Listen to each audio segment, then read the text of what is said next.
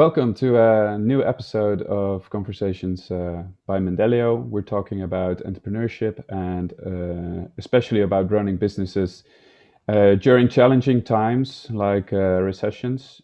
Um, Today, we're going to do this conversation in English because I'm joined by a scientist. So far, I've talked to entrepreneurs themselves, and I've heard we talked about their experiences and what they've learned from their successes and failures. But now I think it's very interesting to take a more scientific approach to our question about how to cope with recessions as a small or medium enterprise. And this is exactly what you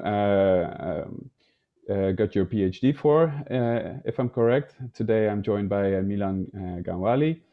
Um, and I think the title of your doctoral thesis is how small and medium enterprises can grow during a recession. So in these times, I think that's more relevant than ever. So tell us, how can small and medium enterprises grow during a recession? Thank you, Melvin. This is for having me for this talk. Well, there's quite a few things we need to consider about when you think about coping with the recession. Usually, SMEs, they cope with three different strategies they take. One strategy is the reactive strategy. What that means is they reduce the cost, make the business size small, and also in some cases they close down. They take the behavior of escaping with the problem behavior. That's the one approach many SMEs they take. Another approach the small SMEs they take is the proactive strategy, which is even though their business is not doing well in one area, they buy more businesses in the recession time because they can get the cheaper other businesses, and they work with other companies, and they save the money for their rainy days. So they have got some cash to run the business. That's the proactive. In the third type of business, they take the neutral strategy. What that means is rather than closing down and not thinking growing in the recession time, they just they want to survive during the recession. So when recession is over, then they will pick up their speed or growth. So broadly speaking, three different strategies people they take, and they have got mainly the ones who are not prepared for the recessions. They take reactive. That means they close down and trim their employees. And do you have do you know about something about the numbers? How many companies go for a more reactive and how many go for a more proactive approach?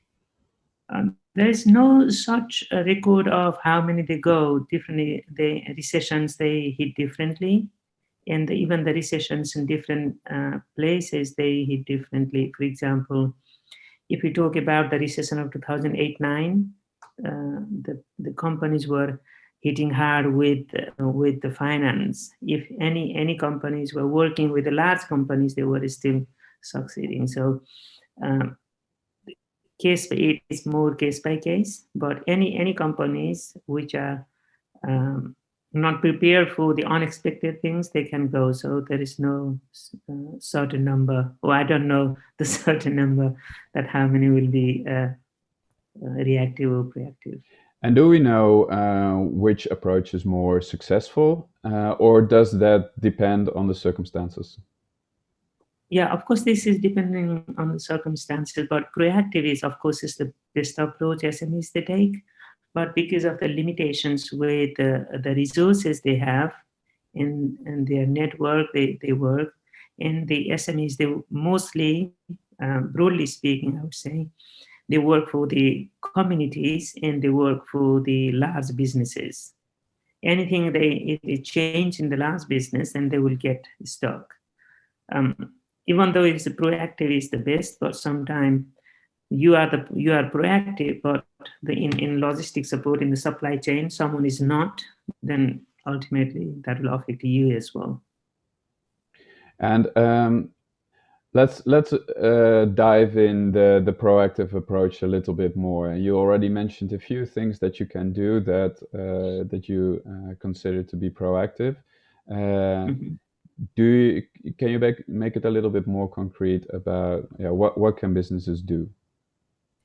Yeah, businesses, proactive businesses, they do scan the environment frequently. Even I found some of the businesses, they spot the early signs of recessions too.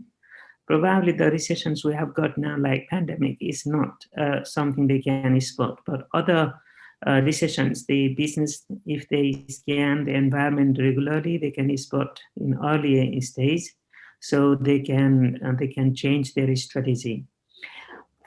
Some of the characters, like you can see the shortage of the cash in the market. You can, why, if you have got money to get from the market, if you don't get it, then immediately, rather than going and asking and following them up, the proactive business, they start looking at why they cannot pay me. What is the problem out there? Mm. Have they got the shortage of it? Then why they have got the shortage of it? They scan, looking at the further what is the problem out there, rather than just focusing on I have to get the money back and going to the debt collection. They find out the root, then And they can find it.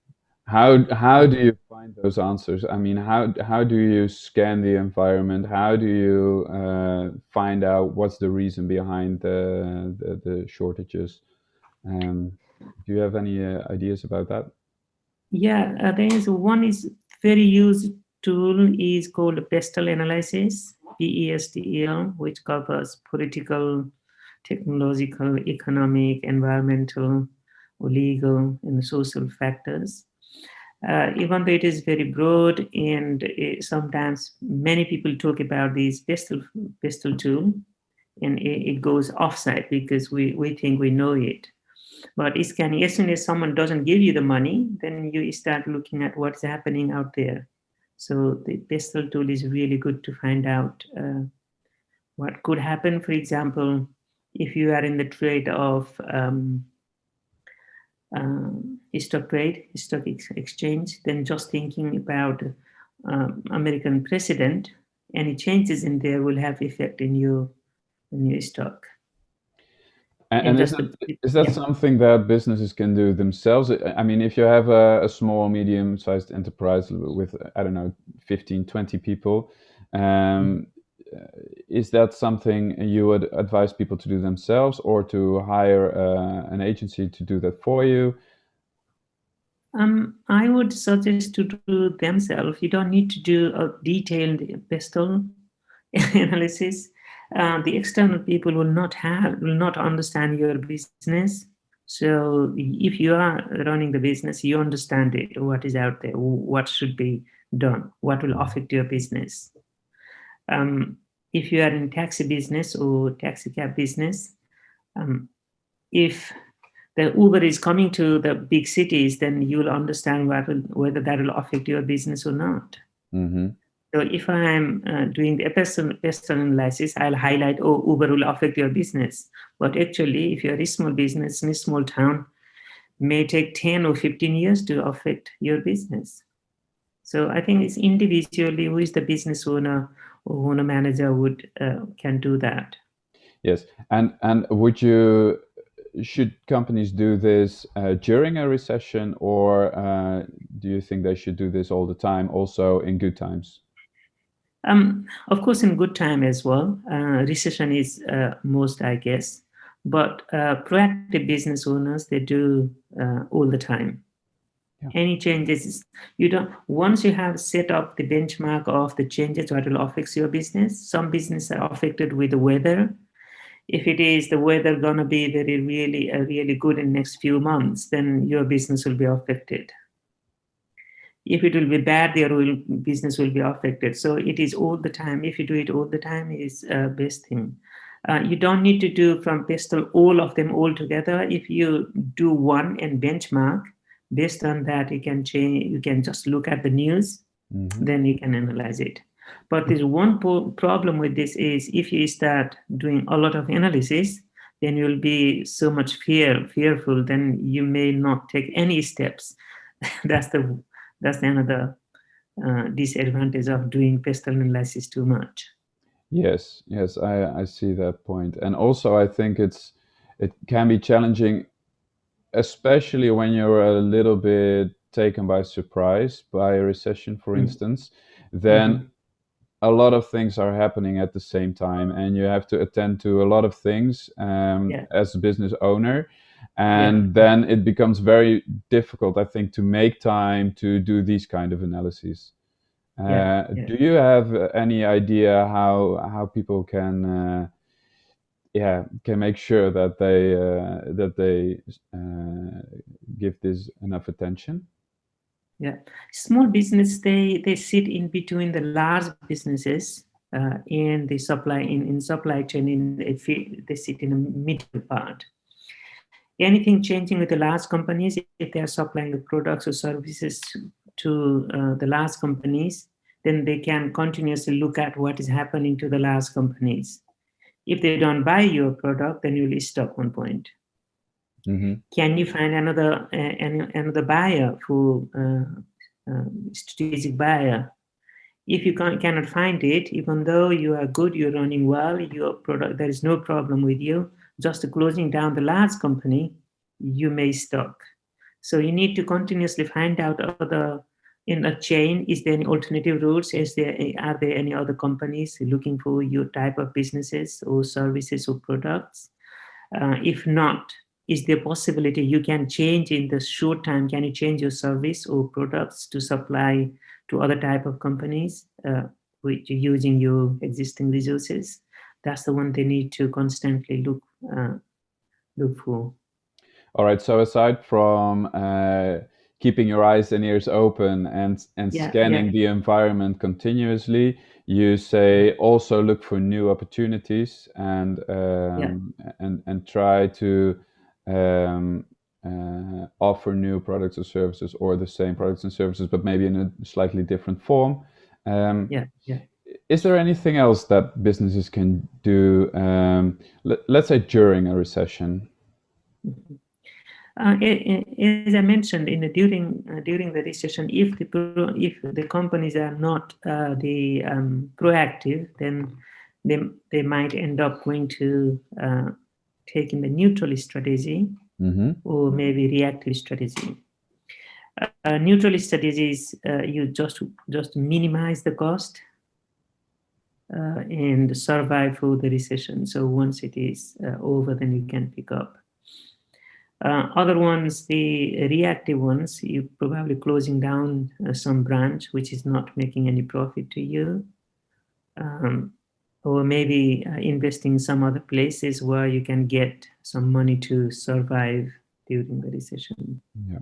So I don't think it is very much SMEs are. The SMEs I have researched, they all are different. Even though we say SMEs, one does not match to the other one. The similar companies, similar names, similar service providers, they have got different suppliers, different buyers, and different customers. And customers' behavior is affecting them. Suppliers' behavior is affecting them. Buyers' behavior is affecting them. Yeah, I think that's a very very good point. I mean, you also see that in these times that some sectors are hit very hard, and they are in big trouble, so to say, whereas other sectors are doing pretty well actually, and there is even growth. Do you think it's a matter of luck, being in the right place at the right time, so to say, or are there other things you can do to make sure you do well, aside from the things you've already mentioned? Well, I'm not particularly. I don't believe in luck, but there is something that might affect. I cannot ignore it, but I don't really believe in luck. But if you are proactive in terms of checking what you have got and what is out there. To discuss, I would say, if you are scanning two ends, in one end customers, I would say two ends only. One in one end, customers they stand in one end, other end employees they stand. Employees and also stakeholders in terms of shareholders they stand. If you can match what the customers they want and what the employees they can provide you, if you can scanning that, if you can making that link all the time, then you can become successful. Anything customers they are changing, any behavior customer changing or anything changing in the customers, if you find something from there and link it to employees, then you can train your employees to provide the services or products that customers they want. Then you always can move forward. But saying so is not that easy to to change though. No. Yeah, I think especially when you, for instance, you see a change happening in these times. I think first thing that's very challenging is to decide if a change is temporary or permanent. And then the second thing is, should you invest in pursuing the new opportunity or not? Because there are uncertain times.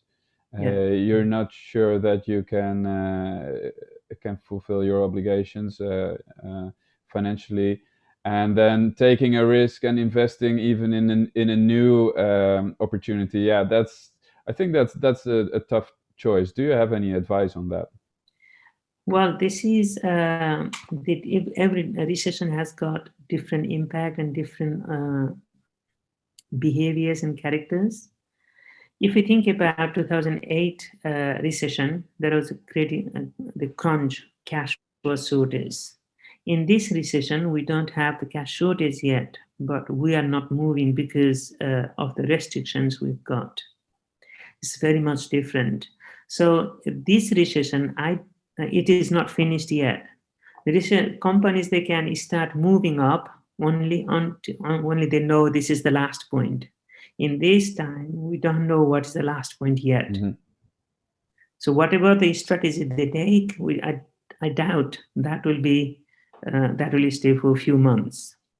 So we need to see how far you can go. Only from there, okay, you have got the solid ground now. This is the way out, next way out. Then you find the ways. In this case, I was reading some articles. There's a problem with the supply chain. There's a problem with the logistics. And also the changing behavior of the people. They have got different behaviors, different demands. Last year, this time, people were surprised to say, oh, this is a lockdown. I cannot have it for one week. Now people, they're happy. Many people are okay with this. They start looking at the different benefits. Now, we used to buy a lot of products going to the shop. Now we have already compromised buying online. Would that be changed into buying products going to the shop or not? It's still not sure. If not, then we will be the companies who have got the showrooms. They may have to close down. And and I think that's very difficult. I mean, if you would have a retail shop, for instance, and you're currently closed down, are you going to move to an online shop, or are you going to wait and sit it out, or are you going for some hybrid or a temporary solution? What do you suggest? Well, in the UK's case, many people they bought the house in the countryside this time. So they used to focus on the city and where their office located. The people they used to go to within half an hour commuting distance. So people are focused in the office or focused to the city center where their offices are, where they used to work. Now people are going out from the city center and living in a bit countryside with a better garden and more space. Now, shifting back to going to the city would be quite a big jump. So, in one way, the another way of looking at this recession is like hibernation. People like Hmm. animals. Some animals they hibernate for 6 months, and after 6 months they come out. If the recession, this lockdown is open tomorrow, for instance, I assume many companies will be successful because they will pick up. It is not like the previous recessions, the other recessions. So this time is very much different in nature. But we don't know when will be start. We don't know what will be the future direction. We don't know how the people will behave. This is very challenging. Other than that, business itself is there just hibernating kind of status they are in. Yeah, and how do you manage such uncertainties? I mean, it's nobody can look into the future, but I'm sure there are some tools or approaches that you can use to in the decision making or not. Well, this is really challenging because this is not only one thing is changing, many things are affecting. As I understand, there is a logistic or supply chain problem. You may identify there is a problem with the consumers' behaviors a lot. Or when we survive, there may be some large companies are closed down that your SME is dependent to. So it is really difficult to say in general. But again, if you can scan, if you find who are your suppliers, who are your buyers, bulky buyers, then if they are missing out from the market, then you may have to Yeah. find other strategies to address, All right. to And supply. yeah, you already mentioned that this recession is different from the previous one in the sense that Mm. it's more like a hibernation. Are Yeah. there any other differences between this recession and other recessions from the past that you think are relevant for the decision making right now? Mhm. Yeah, I think the main difference is in the previous recessions, there was a problem of the cash. Yeah. So the government put the cash into to the businesses who inject money, just a monetary policy, injecting money in the circulation would work. That was the solution. If your government puts money into the circulation, that time money was frozen. So, but this time is not about the money; it's about something else breaking it. So money is still people are trying to spend the money in the many people they constructed the house, they expanded their house in the UK because they didn't spend anything on their holidays. So previous ones I would say is the problem the money. This time is problem with the government or maybe the justice stopped whatever it was. So it's very much different. When they come out, the problem would be, oh, he's not there, she's not there, oh, this company is not there, that company is not there, oh, new has come up. So to tackle that will be difficult. That will be challenging. Yeah. What else did you learn during your research? Oh, okay. In my research, I found three strategies were making the company successful. These strategies are learning in the organization. What that means is people they learn in different environment. If you go to the college and you learn, if you go to the university, you learn something. But actually, what is more important is if you learn within the organization. So if you learn in the context of the organization, then that will be used in your business. You have got experience working in other companies that may not fit into your company. Therefore, you need to have the strategy that helps you to learn within the organization, in the organization, how it is done things and how you run the business. So that is more really important. And how can you The general, facilitate that learning process? sorry, how?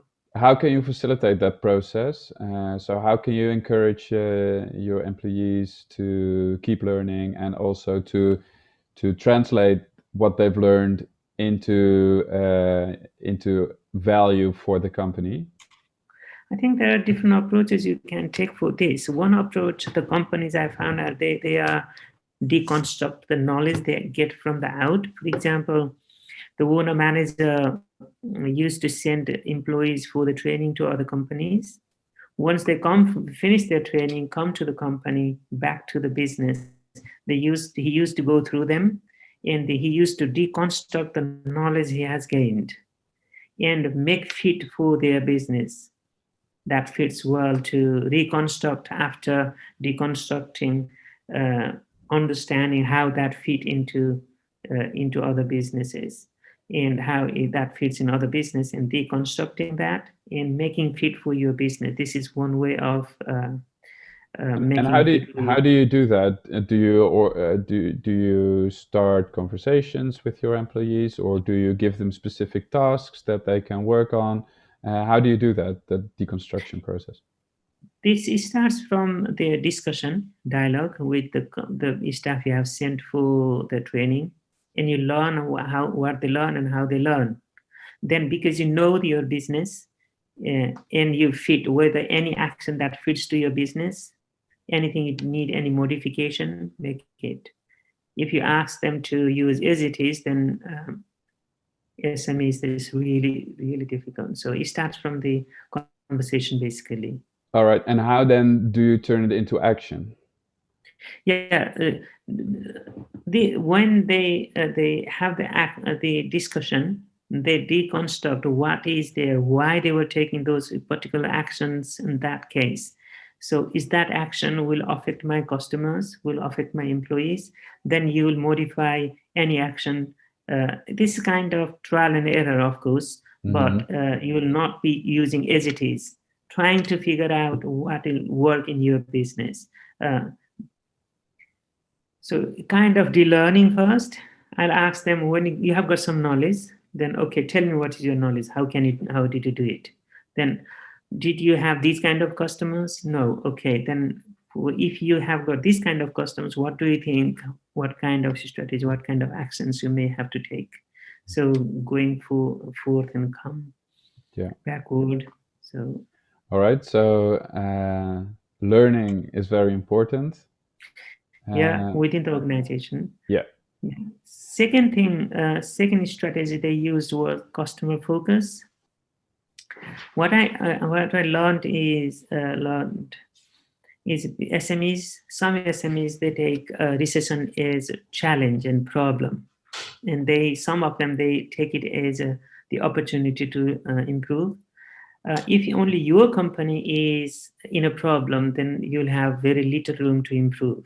If every company in the business, in the sector are in trouble, then there are two ways as other companies, the SMEs take as well. Taking a pessimistic approach and saying this is a problem, I cannot do anything, or taking an opportunity. Oh wow, this is opportunity. We can re-engineer our company. So this is a time we can change everything because people accept it, company will accept it, and other industry will accept it. So in this point, if whoever they see the opportunity, they start re-engineering whole process. In the And process, they can. Yeah, sorry. no, no, go You ahead. want. Okay, in the process, they can change three things. One is the customers in the process and the input. All the business have got three things: input, process, and output. So output is a customer here, input is employee and the resources you have, and the Hmm. process you make. In this time, this good thing to do is find out what the customers actually they want. This time change will be easier for you rather than if the company is running smoothly, there will be so many resistance, many people will not like the change. It is already, they are melted, they are in difficult times, so any change if you want to put in will be easier than in the other times. And the way you describe it, it seems to me like it's very much a matter of mindset. And is Yeah. that something that you can that that you can steer, that is something you can decide, or is it something that's just a given and you have to work with whatever personality you have, for instance? Well, this is rather than personality. I would say for the customer focus, if you are focusing, many academics, researchers, and businesses, they say if you focus on customers, everything will follow. So in here, focus the customer, what the customer they want, and think about the process you have to change. Then make the employees ready to supply that. Usually, what we do is what we have got, we process it and we sell go to the market. Okay, Yeah. this is I would say classical approach or trend. You have got something, you make it and you still go to the market and you say, oh hey guys, I have got this. In here, guys, what do you want? Oh, I want this. Can you? How many people they want the type of products you are asking for?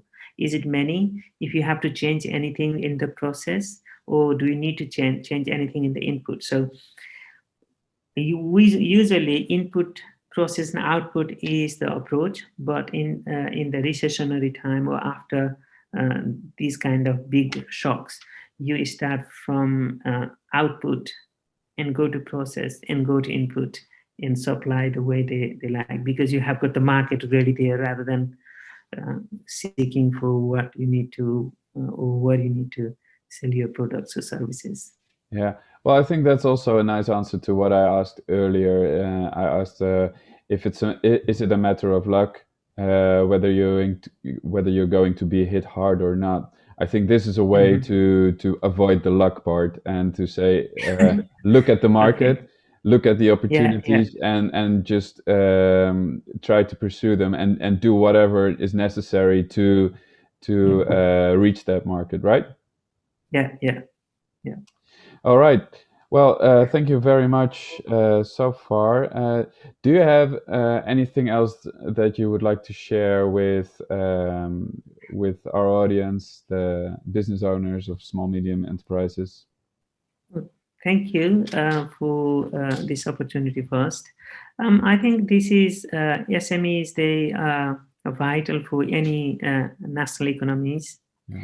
So, but even though we say national economies, the countries, they don't really give focus on them in the talks and discussions they say, but when it comes to supporting them, they always don't get good supports from the government. Yeah. Sharing the ideas within like-minded people would be a good idea, but sometimes that could be difficult because other companies may take your knowledge too. I think sharing the ideas with the like-minded people would be going forward. Well, at least I'm glad that you shared your ideas with us. Yeah, I'm always slightly disappointed that there is such a big gap, I think, between science and the actual, especially Yeah. SMEs. Yeah. And there is so much knowledge gathered by academics, and it's not always easy to transfer that knowledge to the workforce, so to say. That's true. So I'm very happy that you joined us to share your insights, and Thank you. perhaps we should talk about this a bit more at a later stage. For now, I'm going to thank you very much, Thank and you. perhaps we'll talk in the future. Thank you.